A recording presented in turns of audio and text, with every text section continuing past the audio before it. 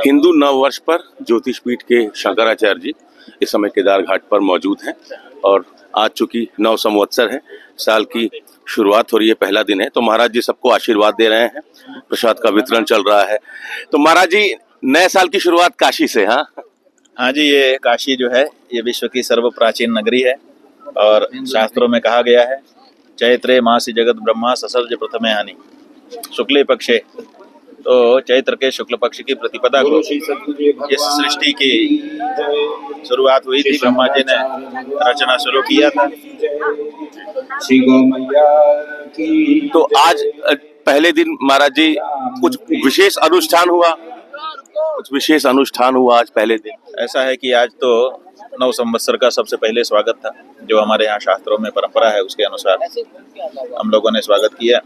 ये देखिए, ये नींब पत्र का सेवन होता है गुड़ के साथ, और प्रातः काल हम लोगों ने सूर्यार्घ दिया, उगते हुए सूर्य को प्रणाम किया, आशीर्वाद उनसे लिया, फिर पंचांग के फल का श्रवण किया और भी दूसरे कार्यक्रम आयोजित हुए। अब नव संवत्सर के स्वागत के अनंतर हम लोग अब चल रहे हैं। अभिजीत मुहूर्त में घट स्थापन होगा, आवाहन किया जाएगा देवी माता का, और 9 दिन शक्ति साधना, शक्ति संचय किया जाएगा उनके आशीर्वाद से, और उसके बाद फिर युद्ध में आगे बढ़ा जाएगा। गौ रक्षार्थ कोई आज आप कोई संकल्प लेंगे? साल का पहला दिन है। ऐसा है कि हम लोगों ने इस वर्ष को गविष्ठी वर्ष घोषित कर दिया कि ये गविष्ठी वर्ष है, माने गौ माता की रक्षा के लिए युद्ध का वर्ष। तो ये युद्ध इस साल लड़ा जाएगा, पूरे बल से लड़ा जाएगा। चतुरंगिनी सेना का भी आपने जिक्र किया था लखनऊ में। हाँ जी, बिना सेना के युद्ध कैसे होगा? युद्ध लड़ना है तो सेना होनी चाहिए। तो वो चतुरंगिनी सेना आज उसका औपचारिक घोषणा यहाँ से कर दी गई कि शुरुआत हो रही है। अब 4 दिन हम लोग उसका संगठन शुरुआती करेंगे। जो शुरुआती 27 पदाधिकारी उनको सामने लेके आएंगे। पंचमी को उस बारे में विस्तार से आप लोगों को बताएंगे। कौन कौन लोग होंगे आपकी सेना में महाराज जी? बात यह है कि पंचमी को हम लोग विस्तार से उस बारे में बताएंगे। चतुरंगिनी सेना का गठन आज से शुरू हो गया। जो लोग इसमें शामिल होना चाहते हैं वो लोग आज से हम सबसे संपर्क करना शुरू कर दें। जी, अखिल भारतीय स्तर की सेना होगी? हाँ जी, बिल्कुल अखिल भारतीय स्तर की सेना होगी, विश्व स्तर की समझ लो। विश्व में भी, दूसरे देशों में भी, क्योंकि सब जगह अपनी बात उठानी पड़ेगी। अगर कहीं से कोई आवश्यकता पड़ जाए तो वहाँ पर भी बात करने के लिए व्यक्ति होने चाहिए।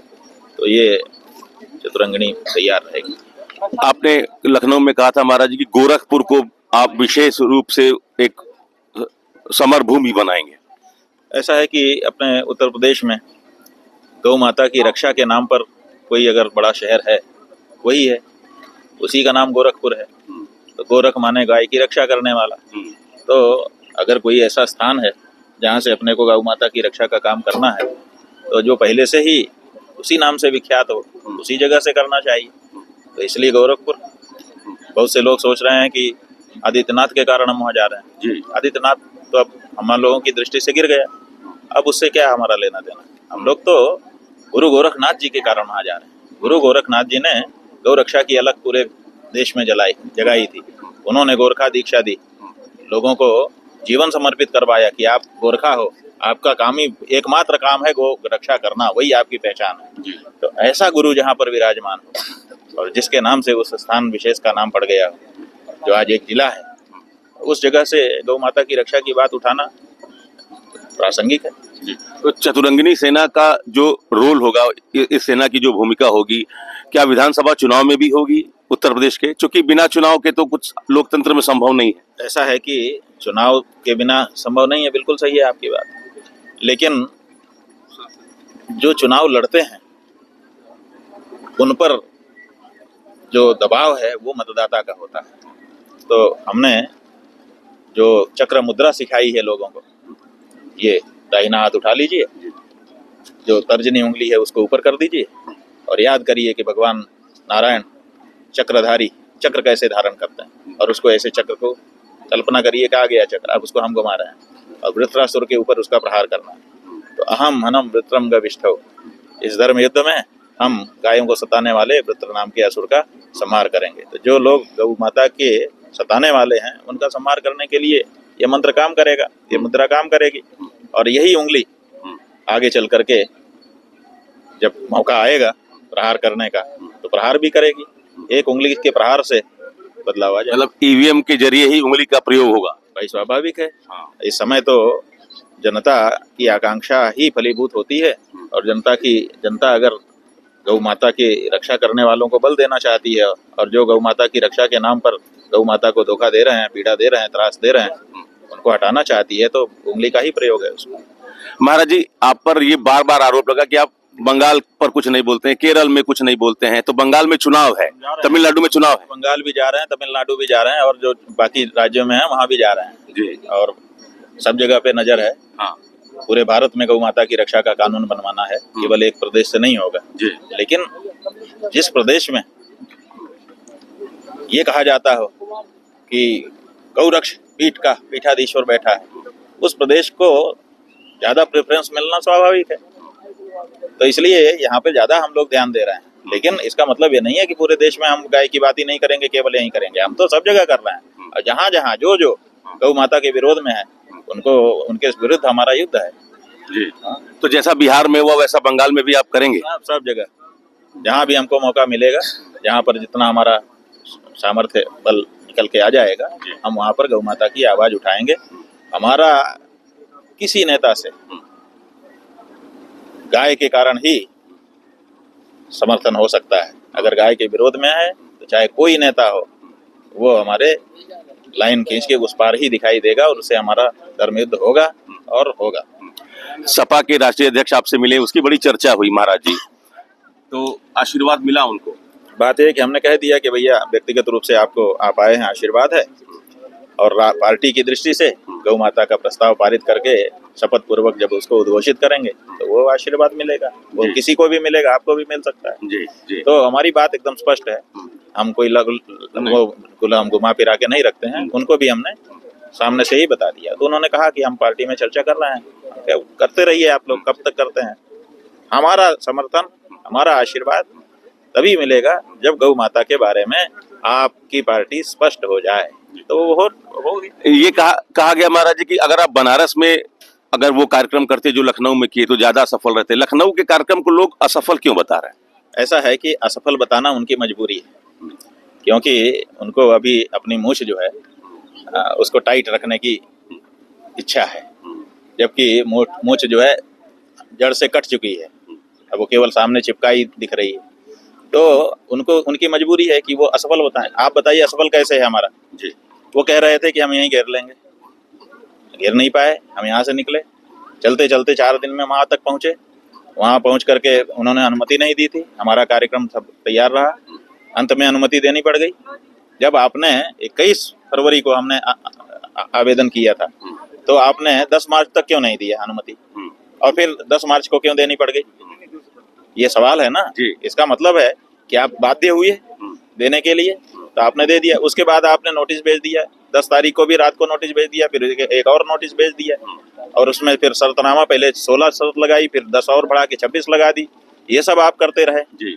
हम लोगों ने कहा ठीक है, हमें शर्तें भी मंजूर हैं, शर्तों के बाद भी हम करेंगे। और फिर आपने पूरे प्रदेश में हर संस्था में, हर विद्यालय में LIU गया और कि आप लोग कितने लोग जा रहे हैं, कहाँ से जाएंगे, किस साधन से जाएंगे, ये जाएंगे वो जाएंगे। हर मठ मंदिर में LIU पहुंच गई, कितने लोग जा रहे हैं, नाम बताइए, फोन नंबर लिखाइए। तो सबको आपने डराया। उसके बाद बसों में, ट्रेनों में आपके पुलिस वाले और दूसरे लोग चढ़े और जो तिलक फटाका वाला दिखा, थोड़ा सा धार्मिक दिखा, उससे पूछा कि आप लोग शंकराचार्य जी के कार्यक्रम में जा रहे हैं क्या जी? और 50 किलोमीटर दूर उसको उतरवा दिया गया। ऐसे भी बहुत से जो वहाँ नहीं पहुंच पाए वो लोग भी हमको बाद में बताए कि हमें तो एक व्यक्ति ने पूछा और फिर वहीं 50 किलोमीटर 60 किलोमीटर दूर ही उतार दिया। और जो लोग वहाँ आ गए उनको आपने डाइवर्ट कर दिया, दूसरा रास्ता दिखा दिया कि पहुंच ना पाए। भीड़ होने नहीं थी। जो गेट था, गेट पर पुलिस खड़े हो गई, हम लोग तो जान नहीं पाए, मैदान बड़ा था, दूर था गेट, तो हमारे लोग इसका ध्यान नहीं रख पाए। बाद में लोगों ने बताया कि हम तो आए थे, अंदर आना चाहते थे, पुलिस ने कहा कि पास वाले ही जा सकते हैं, आपके पास है तो जाइए। तो पास था नहीं तो हम लोग वापस चले गए। तो इतना आपने रोक लगाई, उसके बाद भी हजारों लोग वहां आकर के बैठे और सबने उद्घोष कर दिया कि गौ माता के लिए युद्ध होगा और तुम टारगेट हो, तुम वृत्रासुर मत बनो। तो असफल कैसे कह रहे हो? किस आशय में असफल ये कह रहे हो? जानबूझकर बोला जा रहा है हाँ असफल हाँ, असफल असफल नहीं है। इतना सफल कार्यक्रम कह नहीं सकते, जी क्योंकि इतनी रोक के बाद, वही हमने वहां उदाहरण दिया था कि अर्जुन जब मारता था बाण कर्ण के रथ को, जी। तो कर्ण का रथ बहुत पीछे जाता था। हाँ। और कर्ण जब मारता था तो अर्जुन का रथ थोड़ा पीछे जाता था। जी बाद में लोग कहने लगे कि कर्ण के बाण में बल ही नहीं था, अर्जुन का रथ पीछे नहीं जाता था। तब भगवान ने बताया कि हनुमान जी साफ भार लेकर के, हम स्वयं विश्वरूप बन करके इस पे बैठे थे, तब इतना भार कर दिया था, तब भी पीछे चली जाती थी। तो समझो, तो ऐसे ही इतनी रोक के बाद भी अगर वहां हजारों गौ भक्त खड़े हो गए और उन्होंने शंखनाद कर दिया, तो विचार करिए कि आप कहाँ हैं। दरोगा भर्ती परीक्षा में पंडित शब्द को लेकर बहुत विवाद हुआ महाराज जी। नहीं, विवाद नहीं, पंडित शब्द आया कहाँ से? आप तो यहाँ उठा के देख लीजिए, उत्तर प्रदेश में गाय और ब्राह्मण इनका टारगेट बना हुआ है। कंस के राज से कुछ कम राज नहीं है ये। हाँ, तो ये मौका खोजते हैं कि कहाँ हम ब्राह्मण को नीचा दिखा दें, कहाँ हम गौ माता का बेच करके मांस और पैसा कमा लें। यूपी में ब्राह्मण टारगेटेड है? हाँ हाँ, बिल्कुल टारगेटेड। इसमें अब कुछ कहने की बात है? एक आखिरी सवाल, अवसरवादी जो लोग आपदा में भी अवसर खोजने की बात करने वाले हैं, वो लोग प्रश्न पूछते हैं कि अवसरवादी पंडित है? बताइए, पंडित को अवसरवादी कहा जाता है? और जब आपका नेता खुद स्वीकार करता है मंच पे खड़े होकर के डींग हाँकते हुए कि हम तो आपदा में भी अवसर खोज लेते हैं। नालायक, आपदा आपदा होती है, उस समय लोग दुखी होते हैं, उस समय तू अवसर खोजता है, इसका मतलब तू भारतीय संस्कृति के अनुसार का हृदय रखता ही नहीं। इस बात को नहीं भूल जाता है डींग हाँकने में। तो ये जो लोग आपदा में भी अवसर खोजने वाले लोग हैं, वो लोग पंडित को अवसरवादी के रूप में निरूपित करना चाहते हैं। पंडित अवसरवादी नहीं होता। पंडित जो है सिद्धांत के साथ खड़ा रहता है, चाहे जैसी परिस्थिति आ जाए, चाहे जो अवसर हो, हमको डिगना नहीं है। तो पंडित जो है वो अवसरवादी नहीं होता है, पंडित सिद्धांतवादी होता है और सिद्धांत के साथ खड़ा रहता है। एक आखिरी सवाल, गंगा जी में बीते दिनों इफ्तार पार्टी मनाई गई, आप तक भी खबर पहुंची होगी, उसमें गौ और गंगा, आपको लगता है कि इनकी सुरक्षा के लिए जो करना चाहिए था अब तक हुआ नहीं? अब गंगा जी में भी इस तरीके से इफ्तार पार्टी के नाम पर अगर चिकन पार्टी होगी महाराज जी, तो ये तो बहुत संकट का विषय है। हाँ, समस्या ये है कि इफ्तार पार्टी के बारे में आप लोग दुखी हैं। आप लोग मतलब लोग, जो लोग ये आवाज उठा रहे हैं, वो लोग दुखी हैं। ऐसे लोगों को जब गंगा में धड़ल्ले से नाले गिर रहे हैं काशी में, उस समय कौन दुख नहीं होता है?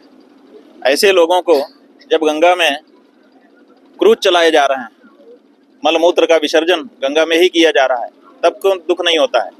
ऐसे लोगों को जब 40-40 कमरे के होटल तैरते हुए गंगा जी में चलाए जा रहे हैं, जिनमें लोग आते हैं, वहीं नहाते हैं, वहीं मलमूत्र विसर्जन करते हैं और उन्हीं कमरों में विलासिता करते हैं, तब क्यों दर्द नहीं होता है? केवल इफ्तार से दर्द है।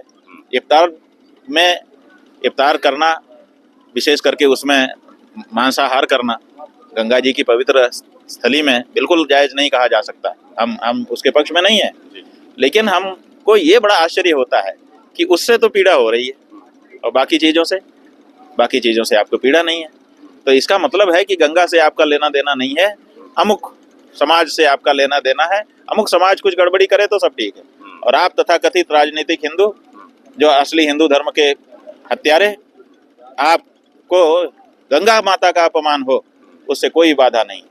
गंगा बांधी जाए, गंगा जो है माल ढुलाई का साधन बना दिया जाए, गंगा को जो है माई की जगह कमाई बना दी जाए, उससे कोई परहेज नहीं है।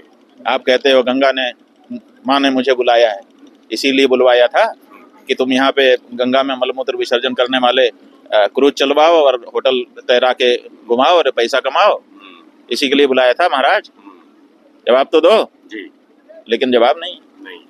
तो हिंदू नव वर्ष पर, नव संवत्सर पर शंकराचार्य जी ने एक बार फिर से घोषणा की है कि गौ रक्षार्थ धर्म युद्ध की आवश्यकता है और इसकी जल्द ही शुरुआत होगी। Amit Singh, TV9 UP, Varanasi. मुझे डायबिटीज है। मेघदूत मधुशून्य ये हाई ब्लड शुगर और ब्लड प्रेशर को कंट्रोल तो करता ही है, साथ में ये मुझे काफी एनर्जेटिक रखता है। मेघदूत मधुशून्य खाओ, फिट एंड फाइन हेल्थ बनाओ।